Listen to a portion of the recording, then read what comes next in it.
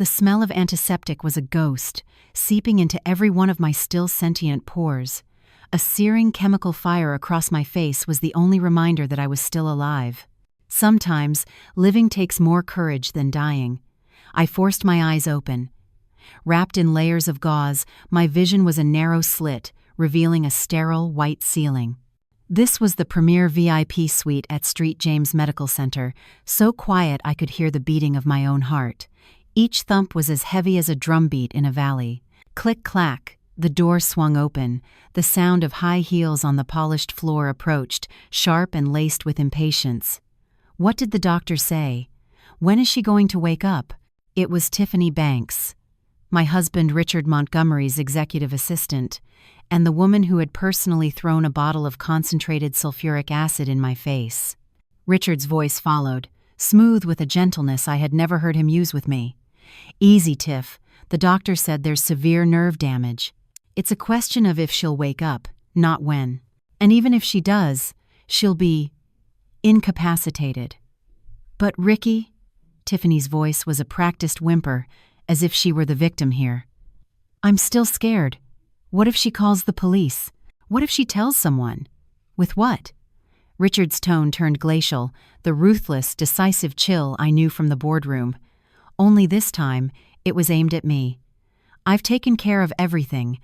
She can't move a muscle. I have her phone, her laptop. I've even had a signal jammer installed in this suite." He paused, a cruel smile creeping into his voice. "More importantly, I've discontinued all of her imported experimental medications and the top-tier private nursing staff. She's on nothing but a basic saline drip." "What?" Tiffany gasped. "Without those treatments, her face, it's just going to necrotize and get infected. Not even the best surgeon in the world could save it then." "1 month. A month at most," Richard said, his voice dripping with finality. "She'll die quietly in here, and no one will be the wiser." My heart felt like it had been seized by an invisible fist, stopping mid-beat. So, the acid wasn't just Tiffany's idea. My husband, the man I had loved and supported for 5 years, hadn't just allowed his mistress to destroy me. He was personally orchestrating my death. Tiffany, still not satisfied, pressed on. "What about the company? Her loyalists?" "Don't worry." Richard's voice was thick with the arrogance of a man who believed he held all the cards. "I've already handled it. Under the guise of corporate restructuring, I've pushed out Ethan Wright and Sarah Jenkins, those 2 thorns in my side. Without them, no one's left who knows Victoria Sterling was the real genius behind Zenith Capital.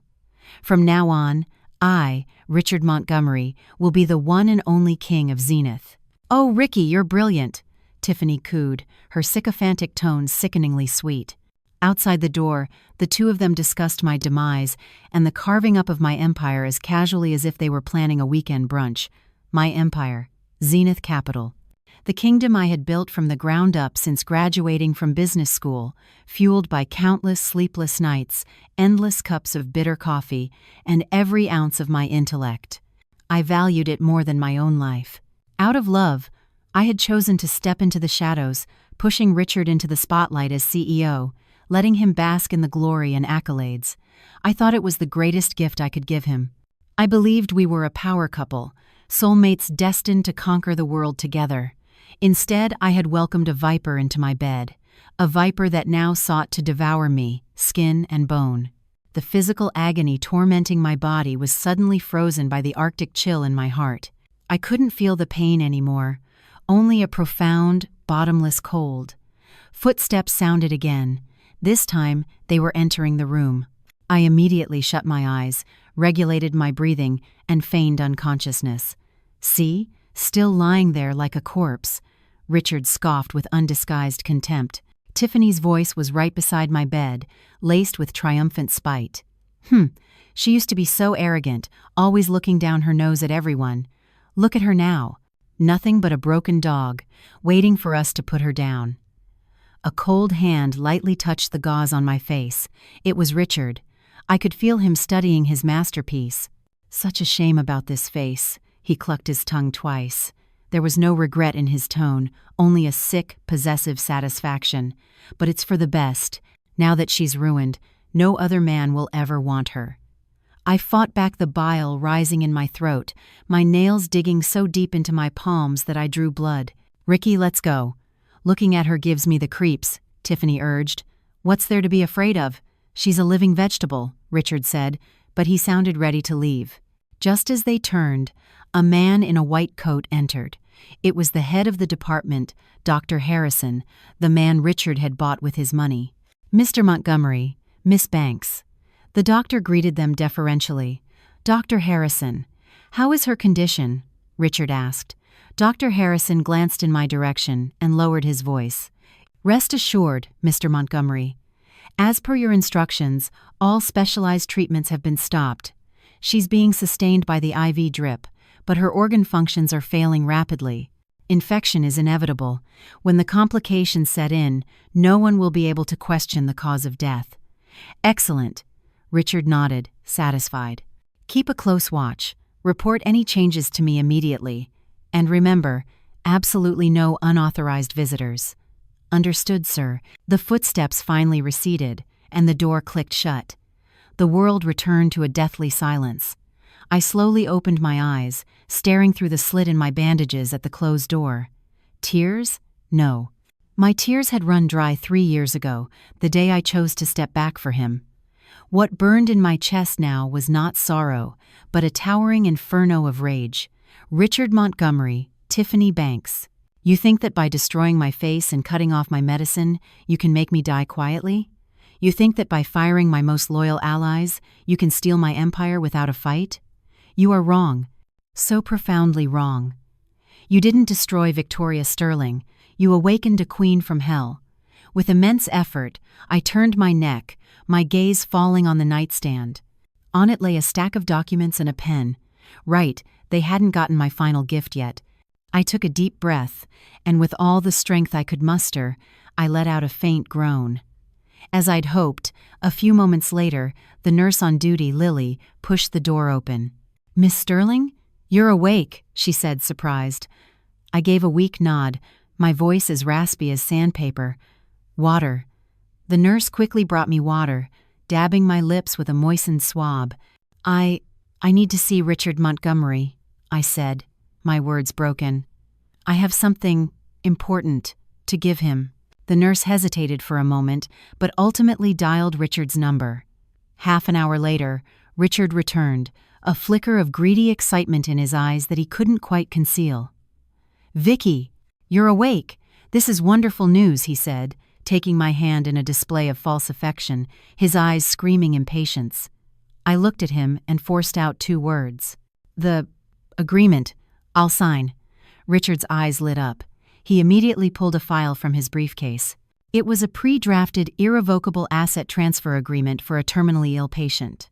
My signature would transfer all of my privately held controlling shares in Zenith Capital to him, free and clear. He held the document in front of my face, as if waiting for his final victory. I stared at the agreement, at his duplicitous smile, and my heart turned to stone. "This is my entry ticket to the hell you've prepared for me, Richard. Well then, allow me to return the favor, with a gift that will ensure your eternal damnation." Richard smoothed out the agreement, practically pressing it against my face, desperate to make sure I saw every clause. "Look, Vicky, just sign this, and I promise I will get you the best medicine in the world, the best doctors. Your face, we can fix it." His voice was so gentle it could curdle milk, as if we were still the city's most envied power couple. I felt nothing but disgust. If I hadn't just overheard his conversation with Dr. Harrison, I might have actually believed this wolf in sheep's clothing. "Ricky, why are you wasting so much time on her?" Tiffany stalked over, the cheap, overpowering scent of her perfume making me nauseous. She looked down at me, her eyes filled with the smug condescension of a victor. "Victoria, don't be a bitch. The only reason Ricky is even speaking to you nicely is out of respect for the years you were married. If you know what's good for you, you'll sign the papers and save yourself some pain." I ignored her, my gaze fixed on Richard. This man had once been the only light in my life. I thought he was brilliant, kind, a true gentleman. It was all just a carefully constructed mask. Beneath it lay a soul corroded by greed, incompetence, and a deep-seated inferiority complex. Seeing my lack of response, Tiffany's patience wore out. She pulled a lavish velvet box from her Hermes bag and slowly opened it in front of me. Inside sat an enormous pink diamond ring, refracting the harsh hospital lights into blinding flashes. "See this?" Tiffany wiggled her bejeweled hand in my face, preening like a triumphant peacock. "Ricky bought this for me at the Sotheby's auction last week. $12 million. He said he's going to give me the most spectacular wedding this city has ever seen." She paused deliberately, savoring what she believed was my agony. Then, she enunciated each word with venomous pleasure. "The wedding is scheduled for next month. At the annual company gala, Ricky is going to propose to me then, in front of all the employees." The company gala. The words were a needle piercing my heart. The Zenith Capital Gala was a tradition I had started myself. It wasn't just a corporate celebration. It was a family gathering to reward the brilliant, loyal people who had fought alongside me from the very beginning. And now, Richard and Tiffany planned to usurp the very stage I had built to celebrate their victory, using my money to fund their wedding. The irony was suffocating. "Oh, and I almost forgot to tell you some more good news," Tiffany added, as if the torment wasn't enough. She leaned in close, her voice a conspiratorial whisper only I could hear. "Those two little lapdogs you were so fond of, Ethan Wright from tech and Sarah Jenkins from finance, such loyal little fools. Ricky offered them generous packages to stay on, and they had the nerve to publicly defy him, all for you, a vegetable." My breath caught in my throat. Ethan was a programming genius I had poached from a failing startup. He was quiet and socially awkward, but fiercely loyal, seeing me as the only person who had ever believed in him. Sarah was my senior from business school. When my company was on the verge of collapse, she quit her cushy, secure job at Deloitte to manage my finances. For over a decade, she had been flawless, my most trusted confidant. They were my family. "So?" Tiffany straightened up, her smile widening. "Ricky fired them on the spot, in the most humiliating way possible. The word is out all over Wall Street that they were terminated for gross negligence. No reputable firm will touch them now." She leaned in again. "Do you hear me, Victoria? Not only are you finished, you've dragged down the very people who believed in you. Their careers are ruined because of you." "Ha ha ha ha!" Her laughter was shrill, a poison-laced knife twisting in my heart. In that moment, I felt a pain more acute than the acid on my skin. Richard wasn't just stealing my company. He was systematically amputating my limbs, destroying my support system. He wanted me utterly alone, abandoned by all who had once stood with me, their loyalty punished as a cautionary tale. He had crossed my red line. If before I had only wanted revenge, to reclaim what was mine, now I wanted blood. I would make Richard Montgomery and Tiffany Banks understand that they hadn't just wronged a helpless woman, they had awakened a queen's wrath. "So, Victoria, have you made up your mind?" Richard's voice cut in again. He clearly thought the time was ripe. "Sign the agreement, and you might get to keep your miserable life. Refuse, and you and your family can go to hell together." He shoved a pen into my left hand, the only one I could move. Its cold barrel bit into my palm. I could feel their eyes on me, two greedy vultures waiting for me to finally surrender. The air in the room was thick, suffocating. The only sound was my own ragged, suppressed breathing, seconds stretched into an eternity. Just as Richard's patience was about to snap, I moved. I laboriously lifted my hand and gripped the pen. Seeing me take it, the faces of Richard and Tiffany lit up with undisguised elation and greed. As far as they were concerned, this was my final move, a checkmate against myself. Richard even thoughtfully pushed the agreement closer, pointing to the signature line with a patronizing gentleness. "That's right, Vicky, right here. Sign your name, and this will all be over." "Over?" I thought with a silent, cold laugh. "No, Richard, it's just beginning." My left hand, weak from disuse and the trauma my body had endured, trembled violently. The tip of the pen scratched a few meaningless lines on the paper. "Useless bitch. Can't even write her own name anymore," Tiffany muttered under her breath. Richard shot her a warning glance before turning back to me, his voice dripping with that sickeningly false tenderness. "Take your time, Vicky. I'm not rushing you." He wasn't rushing me. He was just terrified I'd have a stroke and die before this piece of paper, his key to the kingdom, was validated. I took a deep breath, marshalling every last reserve of my strength to steady my shaking hand. Letter by letter, the name Victoria Sterling appeared, crooked and ugly, on the signature line. The handwriting was atrocious, but it was undeniably mine. The instant the final stroke was complete, Richard snatched the document from me, as if afraid I'd change my mind. He held it up to the light, meticulously examining the signature, his grin growing wider and wider, until he burst into triumphant laughter. "Ha ha ha! It's done, Tiff, we did it!"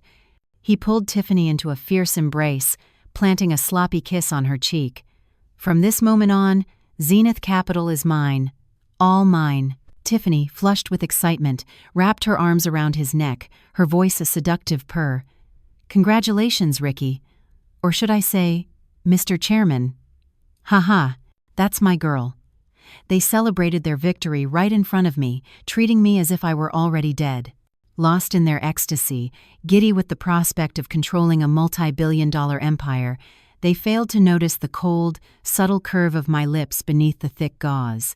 They didn't see that my eyes held not a trace of despair, but only a deep, bottomless calm, as still and cold as a frozen lake.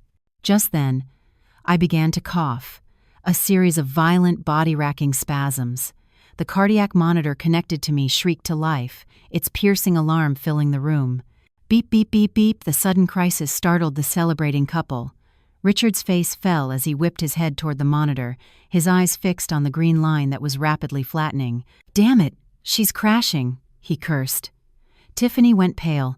"Ricky, what do we do? If she dies right now, will it?" "Shut up," Richard snapped. "The agreement is signed. It's legally binding whether she lives or dies." Despite his words, the panic in his eyes was obvious. If I died in his presence, in this room, it would inevitably lead to complications and unwanted questions. "Dr. Harrison! Dr. Harrison!" he yelled, rushing to the door. In moments, Dr. Harrison hurried in with 2 nurses. "Mr. Montgomery, what happened?" "Quick, look at her. I think she's dying." Richard pointed at me, his voice strained. Dr. Harrison immediately checked my pupils and glanced at the monitor's readings. His expression grew grim. "Damn. Acute cardiac failure. Get the crash cart. Prep a dose of epinephrine." The room descended into controlled chaos. Nurses wheeled in the emergency cart. "Doctor," Harrison ripped open my hospital gown, placing the defibrillator paddles on my chest, charging to 200 joules. "Clear." A powerful jolt of electricity shot through me, making my body arch violently. Through the haze of pain, I could sense Richard and Tiffany standing nearby, watching intently. They weren't worried about my life, only that my death might tarnish their glorious new beginning. No response. "Heart rate isn't coming back," Dr. Harrison shouted, sweat beading on his forehead. "Up the charge, 300 joules, clear." Another massive shock rocked my body. My consciousness began to fray, fading at the edges.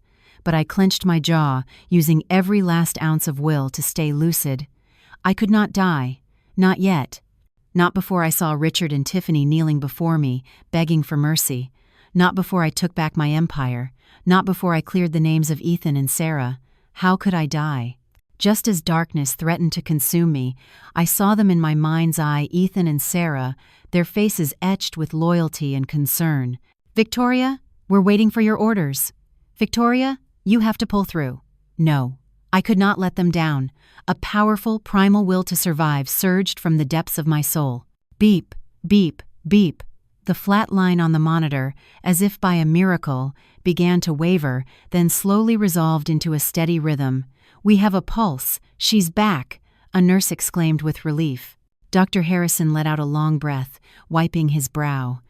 "Pulled her back from the brink, but Miss Sterling's body is at its absolute limit. I can't guarantee she'll survive another episode like this." Richard and Tiffany exchanged a look, a shared wave of relief passing between them.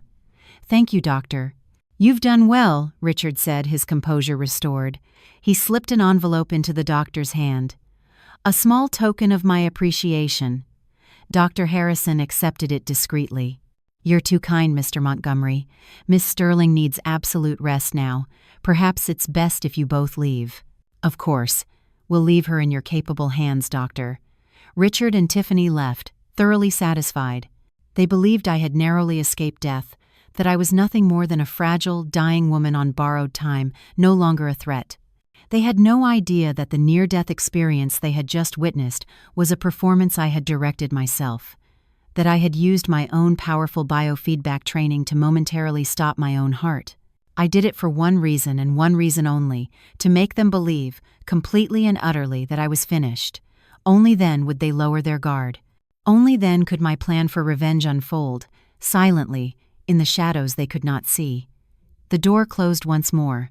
I slowly opened my eyes, feeling the steady, powerful beat of my own heart.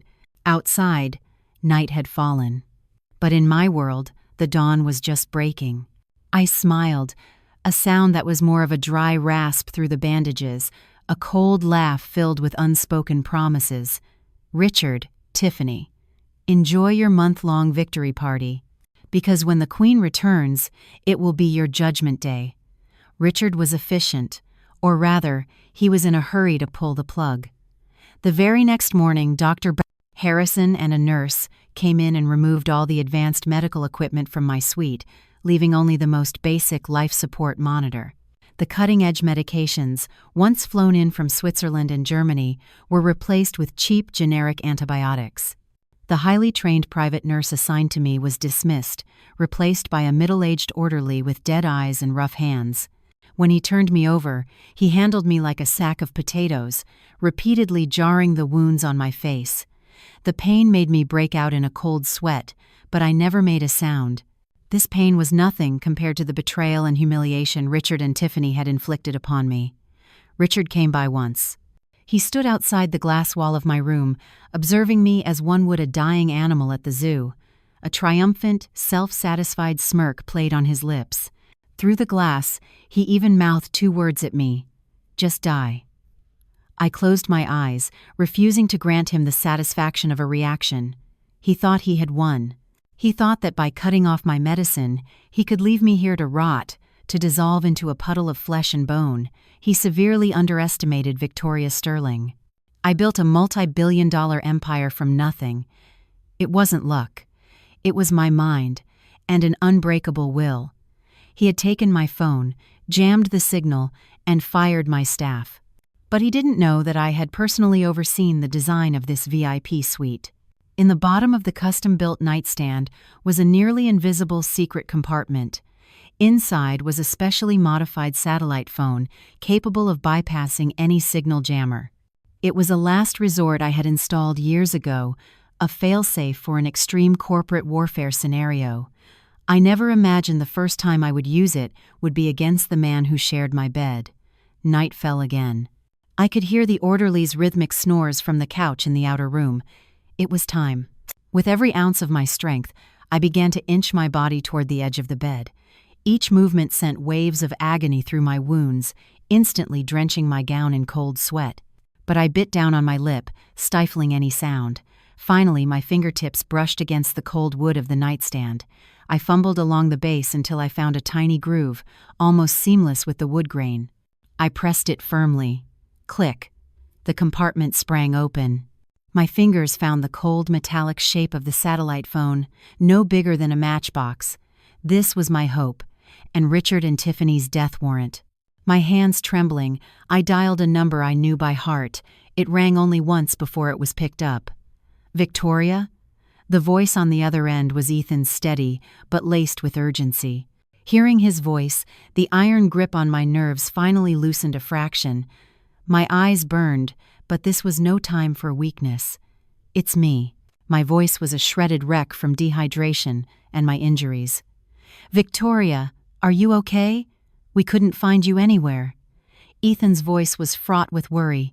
That bastard Montgomery, he threw us out of the company and cut off all contact with you. I'm fine, I cut him off. Ethan, listen to me. I don't have much time. I'm listening. I need you and Sarah to execute the ARC protocol. Immediately. There was a sharp intake of breath on the other end of the line. The ARC protocol. It was a top-secret emergency contingency plan we had established in the earliest days of Zenith Capital. Its sole purpose was to preserve the company's core assets and personnel in the event of a catastrophic attack or my own demise, allowing us to rebuild. Only the three of us knew it existed. It was our ultimate ace in the hole. "Victoria," Ethan's voice trembled slightly. Is it really that bad?" "Worse than you can imagine," I said, and concisely explained everything Richard and Tiffany had done. The line went silent for a long time. I could hear Ethan's heavy breathing, the sound of him grinding his teeth in suppressed fury. When he finally spoke, his voice was laced with a chilling resolve. "Victoria, I swear to you, Sarah and I will get this done, even if it's the last thing we do." "I don't want you to die," I said calmly. "I want you to live, and I want you to win, spectacularly. Richard thinks he owns the company with that signed paper. He's a fool. Is Sarah there?" "I'm here, Victoria." Sarah's voice came on the line, equally filled with anger and concern. "Activate the offshore trust account in the Cayman Islands. The funds in it are more than enough. Starting tomorrow, I want you to start buying up every available share of Zenith Capital on the open market. Don't worry about the cost. And Sarah, use a multi-layered structure of shell corporations. It must be absolutely untraceable." "Understood." "Ethan, you're on tech. Richard is going to try to purge the systems. Before he does, I need you to hack into our servers, create an untraceable backup of all our core client data and proprietary code. And I need you to do one more thing for me. Name it." "The security footage from the hallway outside my room on the day of the attack. Richard has definitely destroyed it. I need you to find a way to recover it. It's the proof of Tiffany throwing the acid." "Victoria, that's—" Ethan hesitated. "If he physically destroyed the hard drives, recovery is next to impossible." "I know it's difficult." My voice was devoid of emotion. "But you are the best cybersecurity expert in the world, Ethan. Nothing is impossible for you." A beat of silence then. "I'll get it done. I promise." "Good," I nodded to myself. "You both need to understand. From this moment on, we are in a race against death. Richard has given me a month to live. I will use that month to prepare him the grandest funeral imaginable. The annual Gala, that will be the day he dies." After hanging up, I returned the phone to its hiding place and painstakingly dragged myself back to the center of the bed. The effort left me completely drained, but a fire had been lit in my soul. "Richard, you took away my life. So now, I will personally pave you a one-way ticket to hell. Just wait. You're about to learn the true meaning of despair." Once activated, the ARC protocol began to operate like a silent, sophisticated war machine. Ethan, Sarah, and I agreed to a 5-minute satellite call every night at 11 p.m. to report progress. Those 5 minutes were my only lifeline, my sole source of hope each day. "Victoria, the first wire transfer cleared. We've quietly acquired 2% of the public float through a shell company registered in Grand Cayman," Sarah reported, her voice calm and efficient. "Good. Keep going. Small, steady purchases. Don't attract any attention." "Don't worry. That idiot Richard is too busy funneling company cash into his personal accounts to buy Tiffany a new yacht. He hasn't noticed a thing." I smirked. That was predictable. For a man like Richard, newfound power wasn't a tool for building, but a means to indulge his pathetic vanity. "Ethan, your end?" "Core data backups are complete and secure. As for the security footage, I hacked the hospital's system. The local server's hard drive for that day was physically shredded, just as you predicted." His voice held a spark of excitement. "But they use a dual cloud and local backup system. Richard only destroyed the local copy. The cloud data was formatted, but in theory, the raw data can be recovered. It's just going to take some time." "How much time?" "Best case, 2 weeks. Worst case, it's hard to say. But I will get it." "I trust you." Time was now our most precious currency. I had to stay alive long enough to give them the time they needed. During the day, the hospital room was my personal hell. The orderly's attitude grew worse. The meals devolved from liquid nutrition to cold, hard rice and a few pathetic scraps of vegetables. He was clearly under orders from Richard to accelerate my decline. Several times, the pain was so intense I nearly passed out. The wounds on my face, starved of nutrients and proper medicine, began to emit the foul stench of decay. I could feel things moving under the gauze. Maggots. Every time the orderly changed the dressing, peeling back the inner layer crusted with pus and blood, even he couldn't suppress a gag. Jesus Christ, your whole face is rotten. I couldn't see myself, but from his reactions I could imagine the horror. Yet I felt no despair, not a shred of self-pity. I converted all my agony into fuel for my revenge. Whenever the pain became unbearable, I would picture Richard's and Tiffany's faces. I would imagine them at the Gala, at the pinnacle of the empire I built, kneeling and begging for mercy. I would imagine the flash of cameras as they were led away in handcuffs, their faces streaked with tears of shame. Those images were the most potent anesthetic. To live, to see that day with my own eyes, I forced myself to eat. Even when the food was inedible, even when every swallow pulled at the raw flesh of my face and sent waves of torment through my body, I swallowed every last bite. I needed energy. I needed strength. I needed to live. One night, deep into my call with Ethan, the door to my room creaked open. My heart leaped into my throat. I instantly ended the call and shoved the satellite phone under my pillow. A small, timid figure tiptoed inside. It was the new nursing intern, Lily. A young woman, barely in her 20s, whose eyes always held a flicker of pity and sympathy when she took my vitals during the day. Miss Sterling?" she whispered. I didn't answer, feigning sleep. She approached my bed and hesitated for a long moment before pulling a small tube of ointment from her pocket and placing it gently on my nightstand. Then she poured a steaming, fragrant bowl of chicken soup from a thermos. "Miss Sterling, I know you're awake," she whispered, her voice choked with emotion. "My mom made this soup. It's full of nutrients. And this ointment, a friend of mine got it from Switzerland. It's amazing for healing wounds like this. Please, you have to keep fighting." A warmth spread through my chest, startling me. "Why are you helping me?" I rasped. My voice made her jump, her eyes immediately welled with tears. I heard from the senior nurses about you. They said you used to be a brilliant, kind person, that you anonymously funded scholarships for several underprivileged medical students at this hospital. I was one of them." So that was it. A single seed of kindness I had sown years ago had, in my darkest hour, blossomed into a flower of hope. "Mr. Montgomery, he won't allow you to have proper medicine. I can only bring this in secret.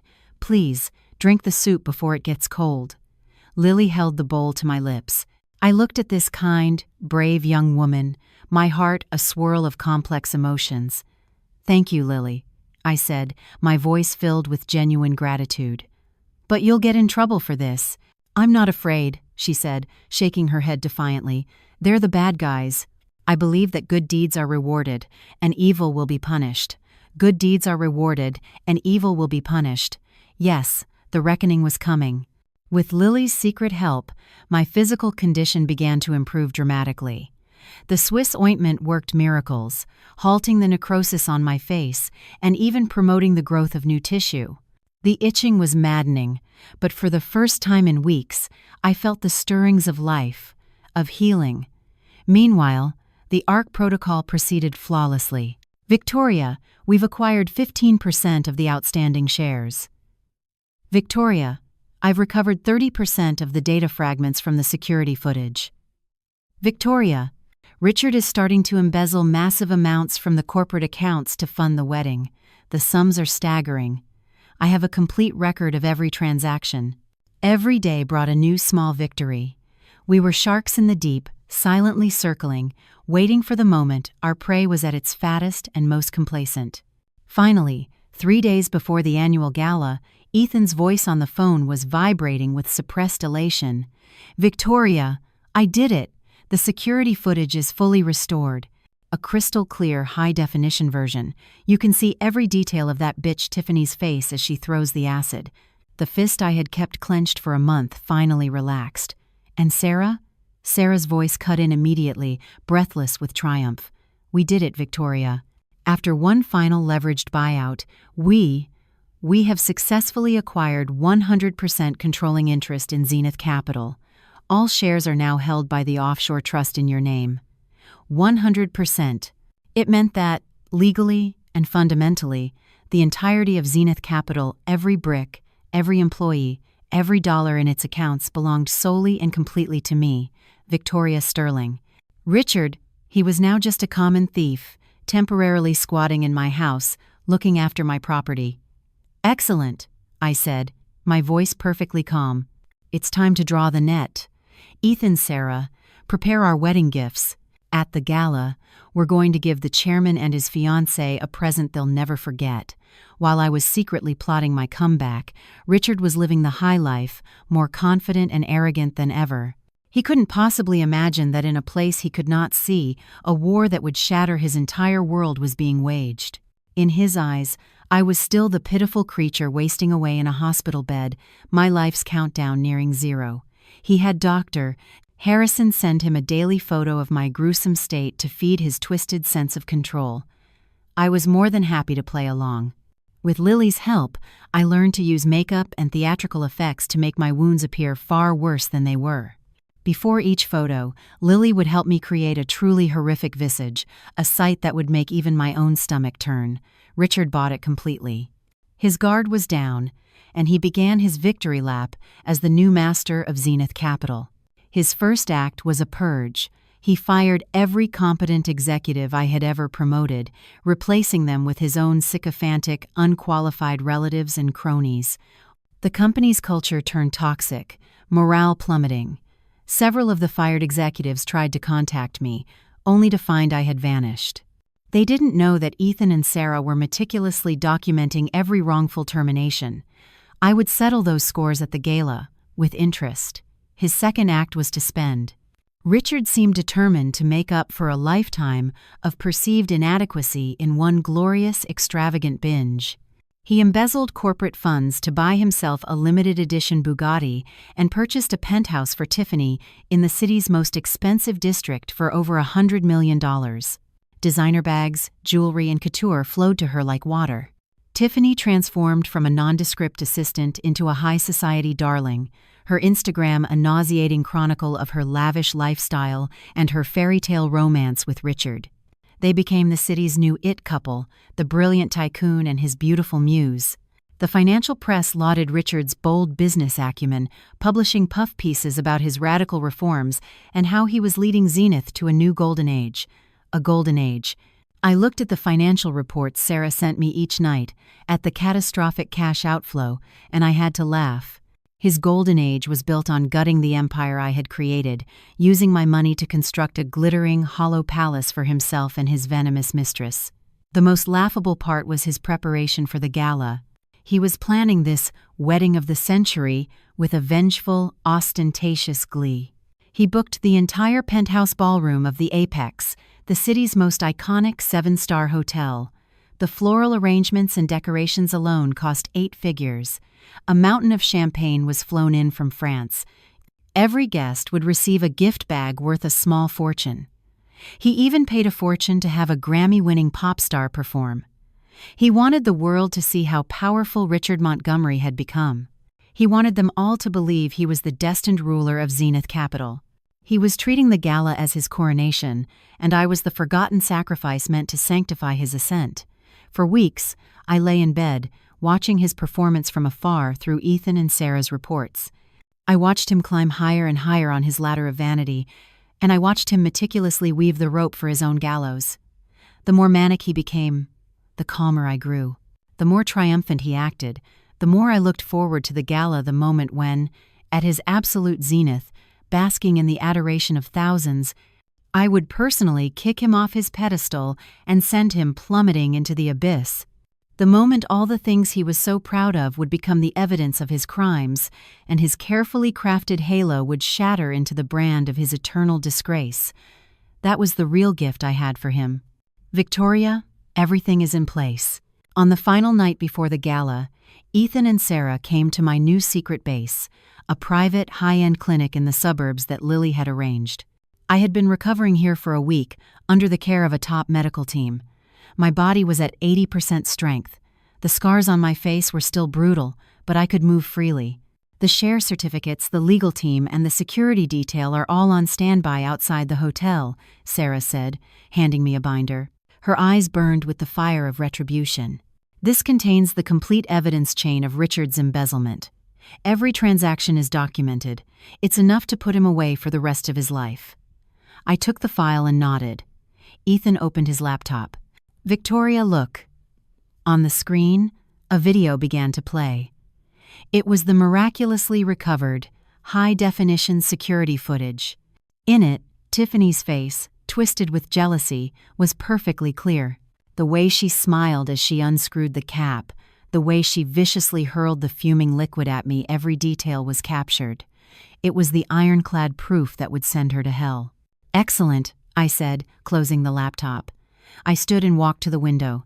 Outside, the city glittered with a million lights.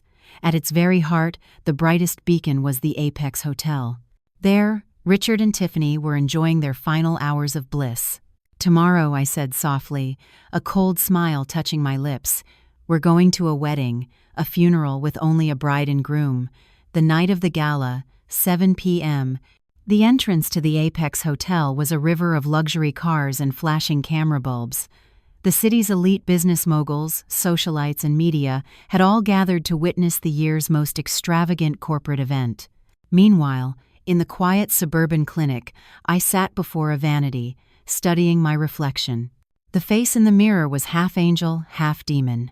My right side, thanks to the world-class medical team, had healed to its former smoothness, the skin even more flawless than before.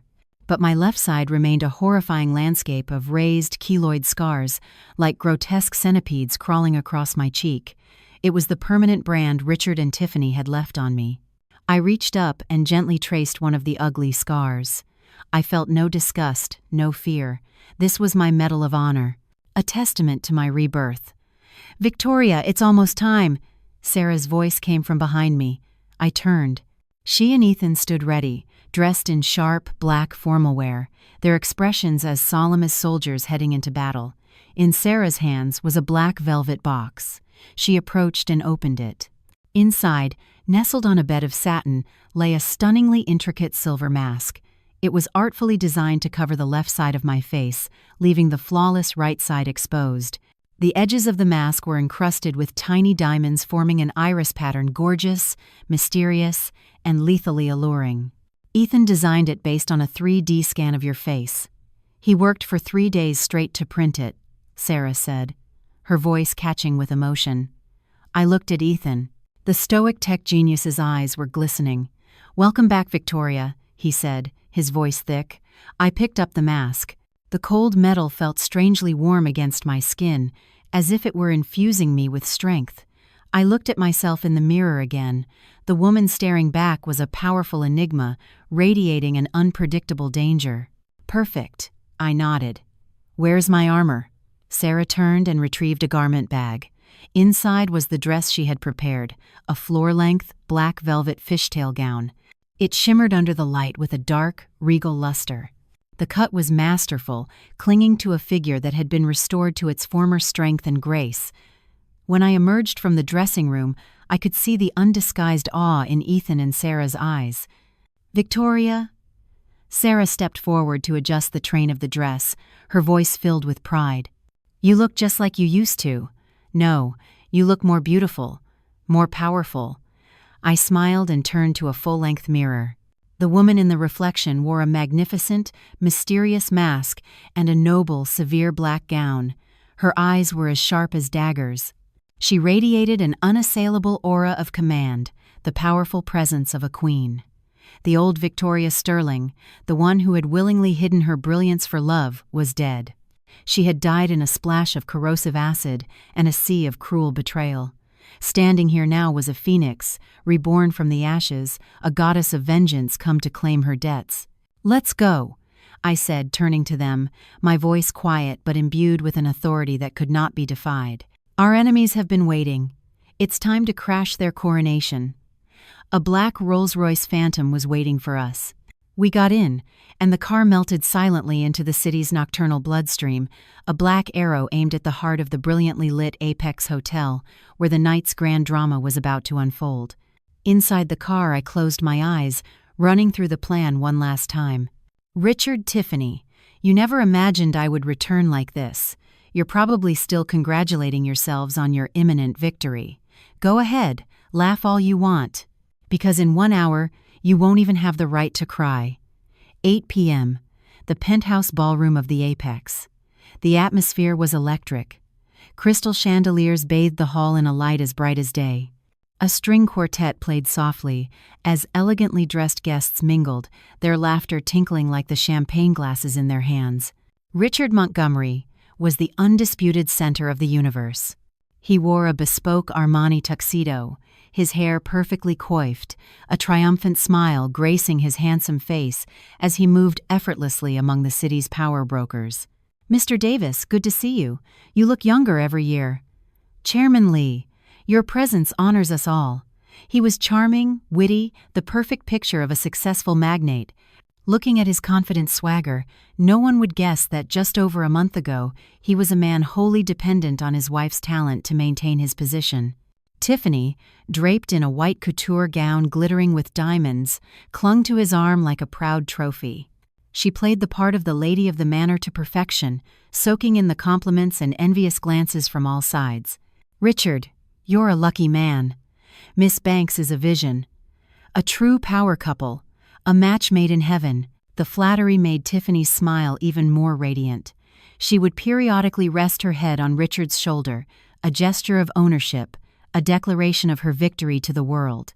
They were the king and queen of the night. Their sycophants, the cronies Richard had installed at Zenith, buzzed around them like loyal hounds, heaping on the praise. "Mr. Chairman, your vision is unparalleled. Our profits have soared since you took the helm." "Exactly. The former CEO, miss." "Sterling, she was too conservative. She lacked your decisiveness. Under your leadership, Mr. Chairman, Zenith will reach unprecedented heights." In the corner, a few junior employees were whispering. "Hey, did you hear? The real boss of the company used to be the chairman's wife, Victoria Sterling." "Of course, they say she was a once-in-a-generation business prodigy. Such a shame. I heard she fell gravely ill and is, you know." "No wonder he's with Tiffany Banks now. She used to be his assistant, right? That was a fast promotion." "Shh. Keep your voice down. Do you want to get fired?" No one dares to even say her name at the office anymore. Her name had become a taboo, erased by Richard's deliberate campaign. He thought that by silencing her name, he could erase her legacy. He thought that by driving out her loyalists, he could secure his throne. How naive, how utterly foolish. At that very moment, I was sitting in the black Rolls-Royce in the hotel's underground garage. Through a discreet earpiece, Sarah was giving me a real-time report from inside the ballroom. "Victoria, Richard is on stage. He's starting his speech." Through a micro camera on Sarah's lapel, I could see the large screen in the ballroom. Richard stood in the spotlight holding a microphone, a charming smile on his face. "Distinguished guests, my dear colleagues, good evening. Thank you all for joining us tonight for Zenith Capital's annual gala. The past year has been a transformative one for our company. We have weathered storms and have been reborn. And I want to give special thanks to one person." His gaze fell lovingly on Tiffany in the front row. "The woman who stood by me through the most difficult of times, who gave me the strength to carry on, Miss Tiffany in the front row. Tiffany Banks." The planted sycophants in the audience erupted in thunderous applause. Tiffany, blushing demurely, made her way to the stage. Richard took her hand and pulled her to his side, then addressed the crowd once more. "Tonight is not just a celebration of our company's success. Tonight, I am here to do the most important thing in my life." The atmosphere was electric. Everyone knew what was coming. I watched the screen, a cold smile deepening on my lips. "Enjoy it. Savor this last moment of glory. Because when your little show is over, my judgment will begin." Speaking into my own encrypted comms unit, I gave the order. "Sarah, Ethan, prepare for entry." "Yes, Victoria." In the ballroom, all the lights dimmed, leaving a single soft spotlight on Richard and Tiffany. Romantic music began to swell. The guests held their breath, phones raised to capture the moment. Richard savored the attention. He gazed at Tiffany, his eyes seemingly full of a universe of love. "Tiffany," his voice, deep and magnetic, filled the hall. "I've known you for 3 years. You've been with me through thick and thin. Especially recently, during the darkest period of my life, you were the one who never left my side, who gave me the courage to stand up again." He spoke with such sincerity, as if Tiffany were his true partner in hardship, and I the wife who had built his entire world, now lying at death's door because of him, had been completely erased from history. Tiffany's eyes filled with tears of manufactured emotion. She covered her mouth, the picture of a woman overcome. "Oh, Ricky," she choked out. Richard smiled, and then, to a collective gasp from the audience, he sank to one knee, holding up the massive pink diamond. "Tiffany," he said, looking up at her with blazing sincerity. "I know I couldn't give you much before, but things are different now. I am the chairman of Zenith Capital. I want to share everything I have with you. So, Tiffany Banks, will you marry me and let Zenith Capital be the eternal witness to our love? Say yes, say yes, say yes." Richard's cronies began the chant, and the excitement in the room reached a fever pitch. All eyes were on Tiffany, waiting for her answer. Her vanity was gratified beyond her wildest dreams. She looked at the man kneeling before her, the multi-million-dollar ring, the sea of envious faces, and she felt like she owned the world. She trembled with excitement, a tear of joy finally rolling down her cheek. She opened her mouth, ready to deliver the 2 words she had schemed and killed for. Boom! The 2 massive, ornate doors to the ballroom, carved with golden irises, were thrown open with violent force. The sound was like a thunderclap, shattering the romantic atmosphere. Every head in the room whipped around in shock. The dim ballroom was suddenly flooded with bright light, illuminating every corner, every stunned face. 3 figures stood silhouetted in the doorway. In the lead was a woman in a silver mask and a black fishtail gown, her posture regal, her aura immense. She was flanked by 2 grim-faced men, Ethan Wright and Sarah Jenkins, the very executives Richard had so publicly fired. The dramatic, unexpected entrance plunged the hall into a dead silence. On stage, Richard and Tiffany were frozen, their expressions of joy and anticipation locked on their faces like grotesque masks. Richard's kneeling pose suddenly looked ridiculous. The words, "I will," were stuck in Tiffany's throat. Their eyes were wide with shock, disbelief, and a dawning, unmistakable terror. Stepping into the light, my heels clicking a steady, lethal rhythm on the marble floor, I began my slow walk toward the stage. Each step was a hammer blow to Richard and Tiffany's hearts. I saw the color drain from their faces as I approached, saw their shock curdle into pure fear. Who are you?" Richard finally stammered, scrambling to his feet, his voice trembling. I didn't answer. I just kept walking, my cold gaze sweeping over him, over Tiffany, and finally settling on the diamond ring he still clutched in his hand. And then I let out a small laugh. The sound, amplified by the microphone I was approaching, carried to every corner of the room. It was a light, soft sound, yet it was filled with such bone-chilling mockery that the temperature in the ballroom seemed to plummet. My appearance was a bombshell. The guests erupted in hushed, frantic whispers, their eyes darting between us. "Who is that woman? That presence?" "Wait, behind her. Isn't that Ethan Wright and Sarah Jenkins? Weren't they fired? What in the world is going on? Look at the chairman's face." Richard's face wasn't just pale, it was contorting with a mixture of rage and terror. "Victoria?" he breathed, his subconscious betraying him before he quickly corrected himself. "No. It can't be. You're not her. She's supposed to be in a hospital bed, dying." His outburst only fueled the speculation. "Victoria? He called her Victoria? Is that his wife? The one who's supposedly on her deathbed? Oh my God, this is better than reality TV. The first wife crashing the mistress's proposal." Tiffany was petrified. She shrank behind Richard, her eyes locked on me in sheer horror, as if she were seeing a ghost who had crawled out of the grave. "Ghost! You're a ghost!" she shrieked, pointing a trembling finger. I ignored their pathetic display, my stride never faltering. Under the stunned gazes of hundreds, I ascended the steps to my stage.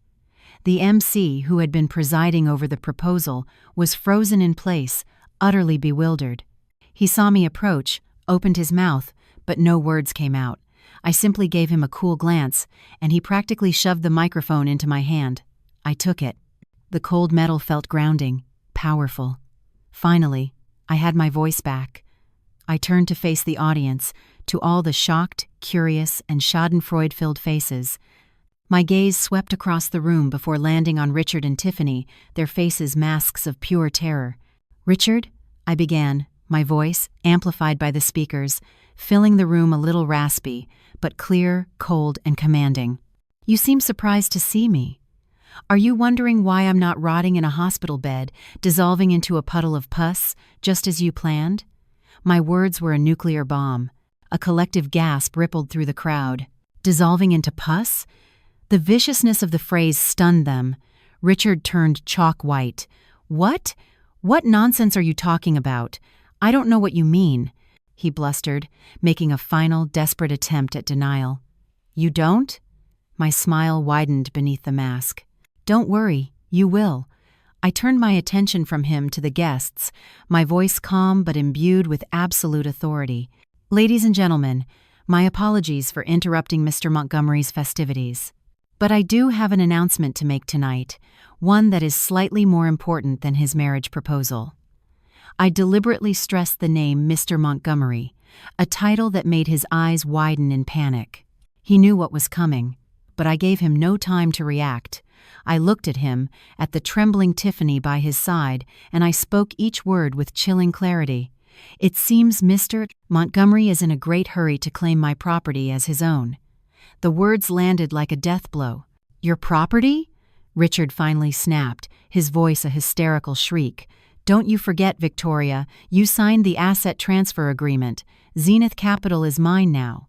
His roar, far from intimidating me, only made my smile grow. "The asset transfer agreement?" I repeated, savoring the words.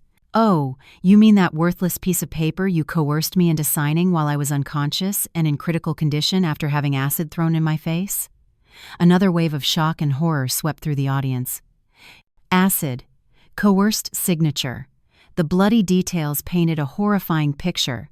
Richard's face was now a ghastly shade of gray. He knew it was over.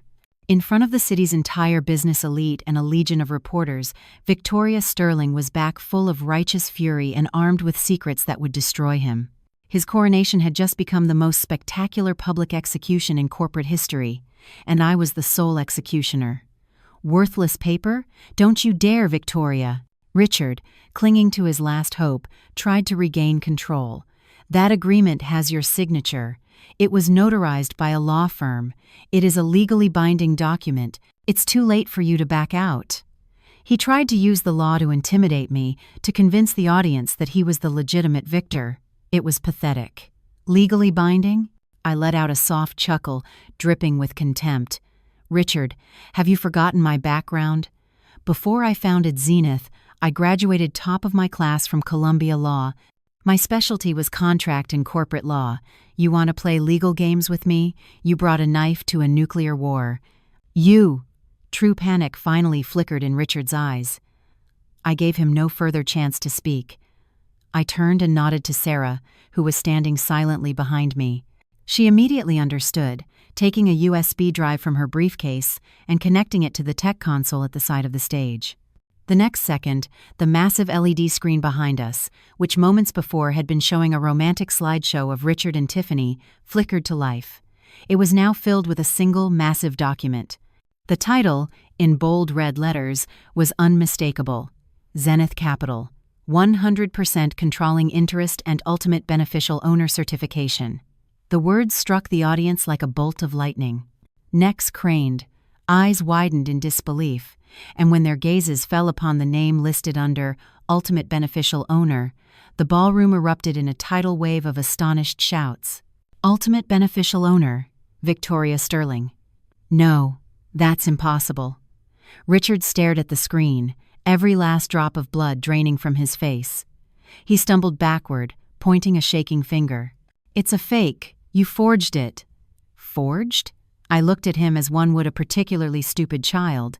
"Richard, this certification was issued by UBS Group AG in Zurich and co-verified by 3 of the world's top law firms.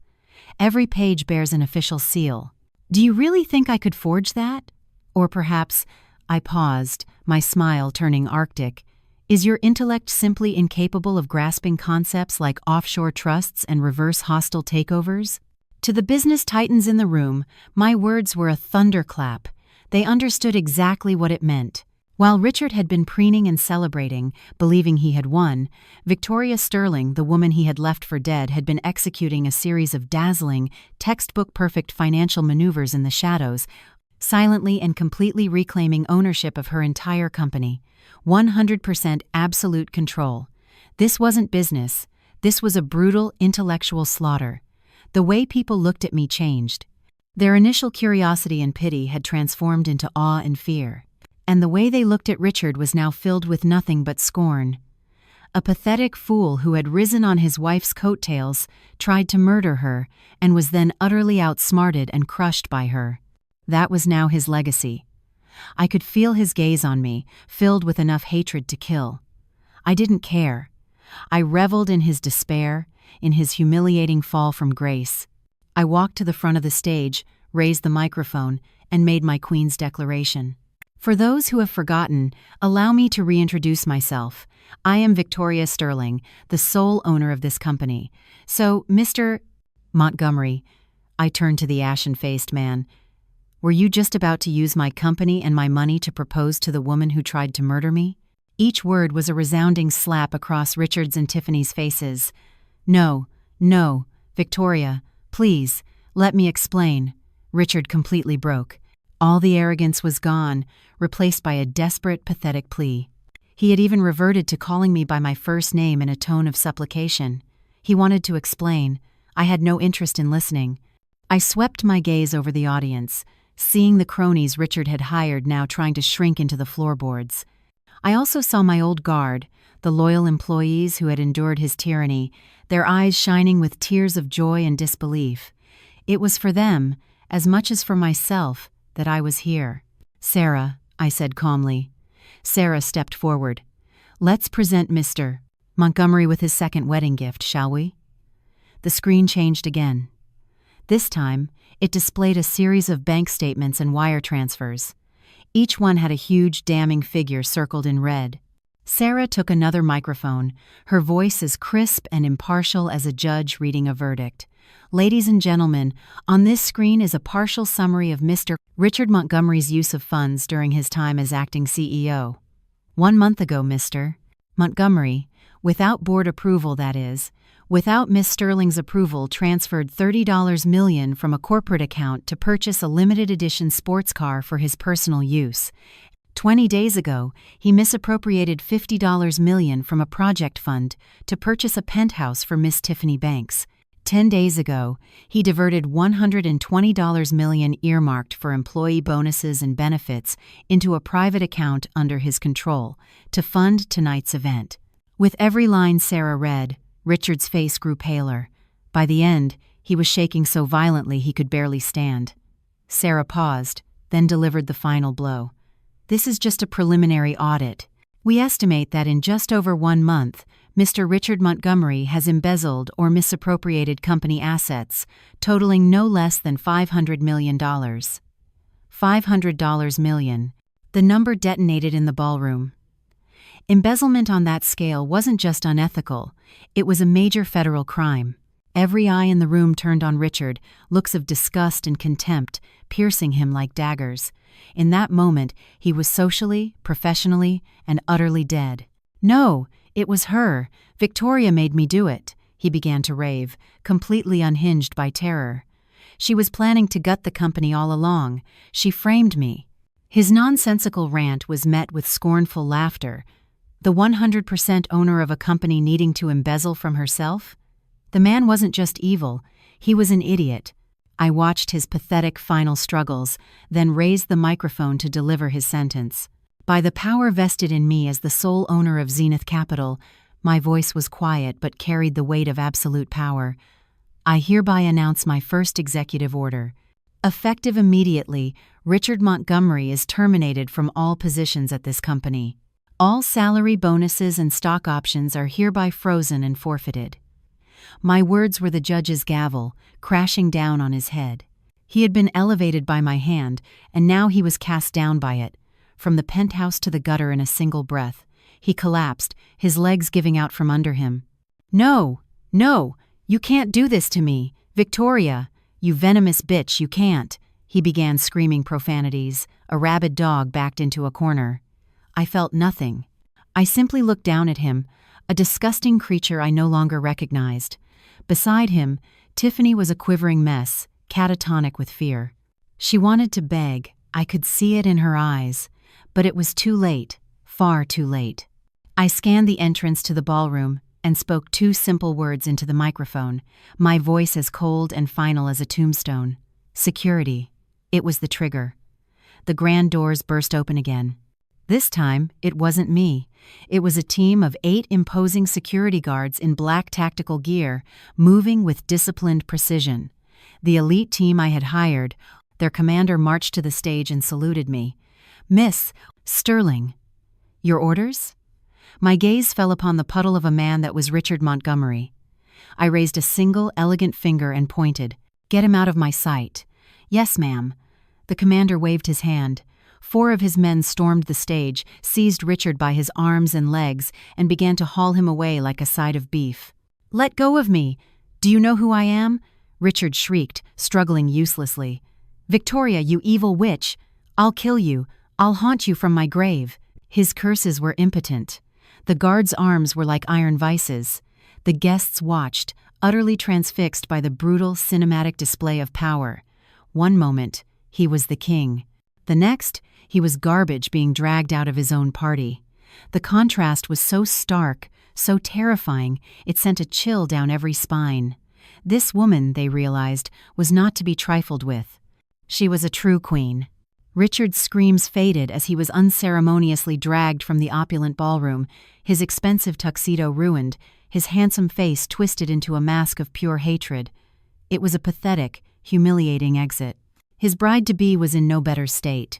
Her dream, her future, her entire world had just been obliterated. I walked over to where she sat crumpled on the floor, my shadow engulfing her. She looked up, her perfectly made-up face now a mess of tears and snot. Victoria, she stammered. I was wrong. I'm so sorry. Please forgive me. It was Richard, he made me do it. He gave me the acid. He told me to ruin your face." Even now, she was trying to shift the blame. Pathetic. "Forgive you?" I repeated softly. "Tiffany, when I was lying in that hospital bed, my face melting from the acid you threw, did you think of forgiving me? When I was left to rot, to feel maggots crawling in my own flesh because your lover cut off my medicine, where were you?" My words were ice picks, stabbing into her conscience. She could only shake her head, sobbing uncontrollably. "Enough. I had heard enough." I signaled to Ethan. He walked to the console. The big screen lit up once more. This time, it wasn't documents. It was silent, high-definition video, the hallway of the VIP suite.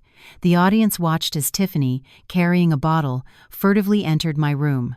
There was no sound, but her face, twisted with a vicious, jealous snarl, said everything. They watched her unscrew the cap. They watched her hurl the fuming, deadly liquid onto the helpless, bandaged figure on the bed. Though my face was blurred, the sight of the bedsheets instantly corroding into black, smoking holes told a story of unimaginable agony. The ballroom was utterly silent, save for the sound of horrified gasps. This was the beautiful, blushing bride-to-be, a monster in couture. The video ended, and as if on cue, several uniformed police officers quietly entered the ballroom. I looked down at the whimpering Tiffany and raised my microphone one last time to deliver her final judgment. Tiffany Banks. For the crime of aggravated assault with intent to cause grievous bodily harm, the evidence is conclusive. You can spend the rest of your life reflecting on your actions in a prison cell. My verdict sealed her fate. The officers walked calmly through the stunned crowd to the stage. "Miss Victoria Sterling?" the lead officer said. "We are from the NYPD Major Case Squad. We received an anonymous tip, and this publicly broadcast video serves as primary evidence for the arrest of Miss Tiffany Banks on suspicion of felony assault." I nodded. Ethan had sent the police the evidence packet before we even arrived. "Thank you for your promptness, officer. Take the suspect into custody," he ordered his men. "No, don't take me. I don't want to go to jail," Tiffany finally erupted, thrashing like a wild animal. "It was Richard. Arrest him, not me." Her cries were futile. An officer produced a pair of handcuffs. With a cold metallic click, they snapped shut around her delicate wrists, right where the $12 million diamond had rested just an hour before. Her dream was over. As Tiffany was led away, a sobbing, broken shell of a woman, I felt nothing. It was justice. I turned back to the audience, to my employees. They were all still staring at me, their faces a mixture of awe, fear, and respect. They were waiting. I raised the microphone. "Everyone, I apologize for the drama that has disrupted our evening, but I wanted to take this opportunity to make one thing perfectly, unequivocally clear. My gaze found the faces of my loyal old guard, their eyes shining with unshed tears of relief. A genuine smile finally touched my lips. As of today, I, Victoria Sterling, have resumed full control of Zenith Capital. To all my colleagues who were unjustly fired, who suffered because of a usurper, I welcome you back home. Zenith Capital will always be your family." My voice hardened. "And to all of those who enabled this corruption, who chose to lick the boots of a tyrant, your time is up. The cleansing of Zenith Capital begins now." My declaration was a thunderclap, clearing away the toxic fog that had settled over my company. After a moment of stunned silence, my loyalists erupted in a deafening, cathartic roar of cheers and applause. "Victoria is back. Long live the Queen." I looked at them, my family, who had never lost faith in me. For the first time all night, my eyes began to sting. I gave them a slight bow. Then, I straightened up. Slowly, deliberately, under the gaze of every single person in the room, I reached up and removed the silver mask. I revealed my true face, half angel, half demon. I no longer needed a mask to hide my scars. From this day forward, my survival, my story, I would be the most dazzling emblem of Zenith Capital. I looked out at the sea of faces, my heart clear and calm. Richard and Tiffany were finished. My empire and I were about to enter a new, glorious era. I raised the microphone for the last time. I hereby reinstate Ethan Wright as Chief Technology Officer and Sarah Jenkins as Chief Financial Officer. And now, I declared, my voice ringing with triumph, let the 2023 Zenith Capital Annual Gala officially begin. Amid a tsunami of cheers from my people, I smiled. Mi era, my kingdom, had returned.